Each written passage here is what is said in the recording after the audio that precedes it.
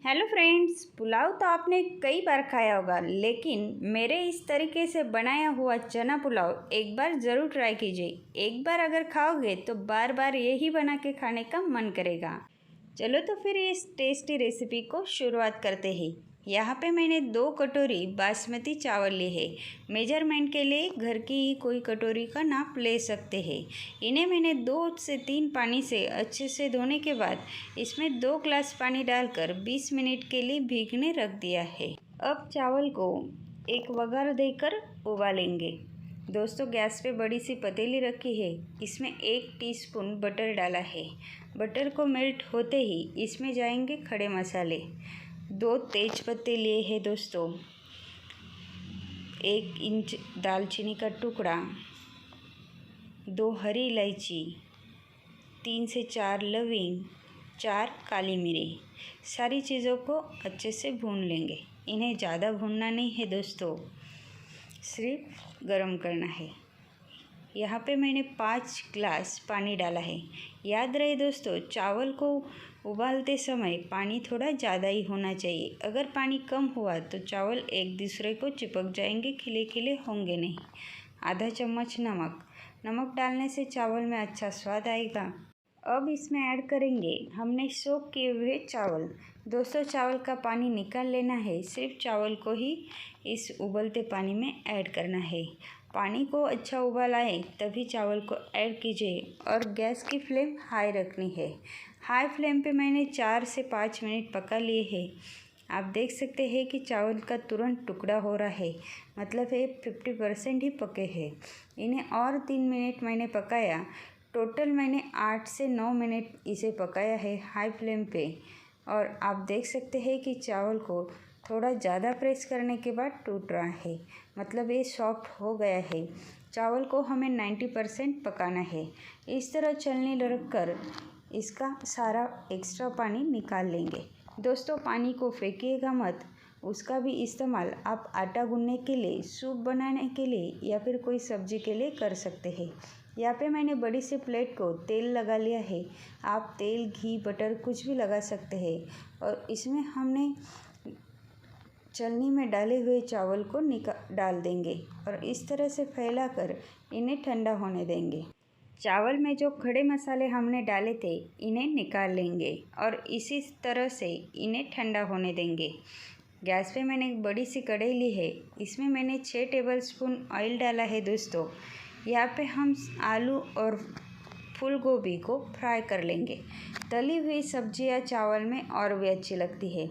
मैं यहाँ पे सबसे पहले बड़े बड़े टुकड़े आलू के किए हैं दोस्तों। इन्हें फ्राई कर लेंगे। इन्हें पूरी तरह नहीं पकाना है दोस्तों, इन्हें भी 90% पकाना है। 10% रहने देना है, वो भाप में तैयार हो जाएंगे। इस तरह से लगातार करछी से चलाना है। इन्हें ब्राउन भी नहीं होने देना है। ऐसे क्रीम कलर में ही सॉफ्ट दिखे तो इन्हें निकाल लीजिए। आलू फ्राई हो चुके हैं। मैंने यहाँ पे फूल गोभी के बड़े बड़े फूल लिए हैं दोस्तों, क्योंकि फूल गोभी पुलाव में बड़ी साइज़ में अच्छी लगती है। इसे भी मैं थोड़ा सा फ्राई करके निकाल ले रही हूँ। आप देख सकते हैं कि किस स्टेज पे इन्हें निकालना है। उसी तेल में से अभी थोड़ा तेल कम कर लिया है, क्योंकि पुलाव के लिए इतना तेल नहीं लगेगा। 2 टेबलस्पून जितना तेल है उसमें 1 टीस्पून जितना बटर डाला है, 3-4 तेज पत्ते और 2 दालचीनी डाली है। इन सारे मसालों को अच्छे से फ्राई करेंगे। इसके बाद में मैंने 7-8 काजू के टुकड़े करके लिए हैं और थोड़ी सी किशमिश ली है। दोस्तों, पुलाव में काजू किशमिश हो तो और भी टेस्ट बढ़ जाता है। इन्हें फ्राई करके तुरंत निकाल लेंगे दोस्तों।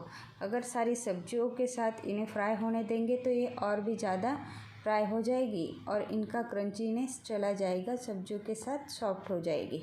उसी तेल में मैंने थोड़े से बारीक लंबी लंबी कटी हुई प्याज ली है दोस्तों। इन्हें क्रीम कलर में सेक लेंगे। यहाँ पे मैंने आधा से पौना कप उबले हुए चने लिए हैं दोस्तों।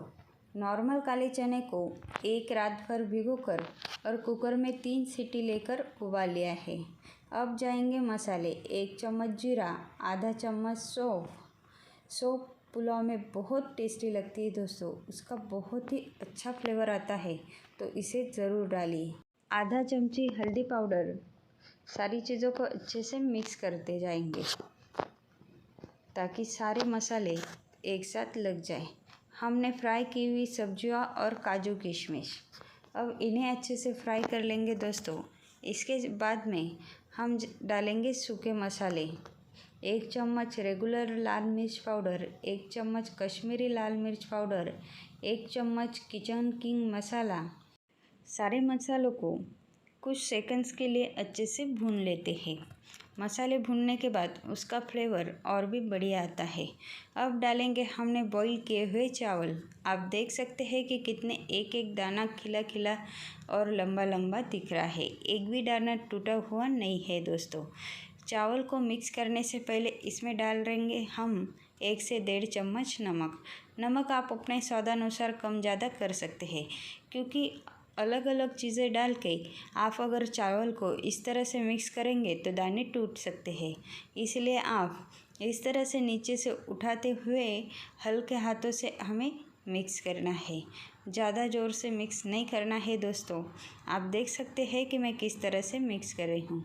अब चावल को अच्छे से फैला कर रख देंगे और इसमें ऐड करेंगे 1 चम्मच प्योर देसी घी। घी को इस तरह से साइड से छोड़िए ताकि पूरे चावल में लग जाए। और मैंने यहाँ पे बारीक कटा हुआ टमाटर लिया है दोस्तों, और थोड़ा सा फ्रेश बारीक कटा हुआ हरा धनिया। आप चाहे तो थोड़े से पुदीने के पत्ते भी डाल सकते हैं। और थोड़ा सा सूखा नारियल लिया है। आप चाहे तो गीला नारियल हो तो और भी बढ़िया। अब हम पुलाव को एक थोड़ी सी भाप देंगे। इस तरह से गैस पे एक लोहे का तवा रखिए। तवा गर्म होने के बाद इसके ऊपर पुलाव की कढ़ाई और ऊपर ढक्कन रख दीजिए और इसे हमें 3 से 4 मिनट के लिए भाप लेना है।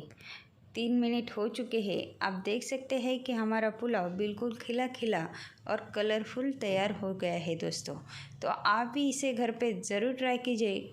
कैसे बनाए कमेंट करके ज़रूर बताइए। आपको अगर कोई और रेसिपी चाहिए हो तो आप वो भी मुझे कमेंट करके बता सकते हैं।